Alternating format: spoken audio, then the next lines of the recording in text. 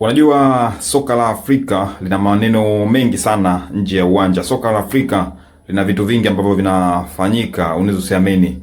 Mamelodi Sundowns wamemsimamisha video analyst, mchambuzi wa video, mwamba anaitwa Mario Masha, kwa tuhuma za kuvujisha siri kwa wapinzani wao. Mwamba anahesabika kama mamluki, yani anauza siri za kambi yao kwa wapinzani ambao wanaenda kukutana na Mamelodi. Na tuhuma hizo ni kwamba Mario Masha alishaanza mpango wa kuuza siri za Mamelodi kwenda kwa Rulani Mokwena tangu kwenye ile mechi ya kwanza ambayo ilitoka sare ya bao ya kutoka kufungana, ilikuwa ni bila yes. Sasa kuna mechi wanakutana Jumamosi pale Afrika Kusini. Kwa hiyo Mamelodi wamejihami, wamemsimamisha Mario Masha wakiamini anatumika ama anampa mbinu mshikaji wake wa karibu kabisa, na si mwingine ni Rulani Mokwena, ili aweze kuisimamisha Mamelodi Sundowns katika ardhi ya Afrika Kusini.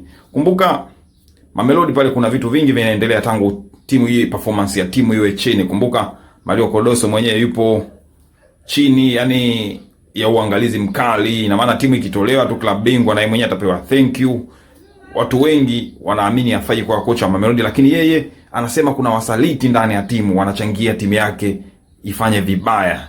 Na ndio maana kuna mtu mwingine ambaye alikuwa ni meneja pale, amedumu kwa miaka mingi sana, juzi tu hapa ameliwa kichwa, na sasa Mario Masha amesimamishwa. Yes, ameishi Mamelodi tangu mwaka 2015. Kipindi hicho Rulani Mokwena anafundisha timu ya vijana na yupo kwenye benchi la Piso Musimane wakati Mamelodi anachukua ubingwa wa Champions League. Hapo wote unaona picha hiyo hapo, hiyo walikuwa pamoja hapo, ina maana ni mshikaji wake ndaki. Sasa inasemekana Rulani ni mtaalamu sana wa kufunyua habari. Kumbuka tuma kama hizi hadi Said Ramovic akiwa anafundisha TS Galaxy alishai kusema kwamba Bonga ni Zungu anavujisha mbinu za timu yake kwenda kwa Rulani Mokwena. Yani Rulani wanamuita spy, anajua sana kumfuatilia mpinzani anafanya nini, ili ajue atapokuja kukabiliana na wewe aje na staili ipi. Bana, Mamelodi kuna waka moto wakati huu, kila mtu atafukuzwa huko. Bana, kama wewe ni mkali wa kutengeneza mikeka, nimekuweka link kwenye bio yangu hapo na kwenye story hapo, iguse link, join kwenye group letu la mikeka. Pia kwenye comment ya kwanza hapo Facebook nimekuweka link, gusa hapo, join.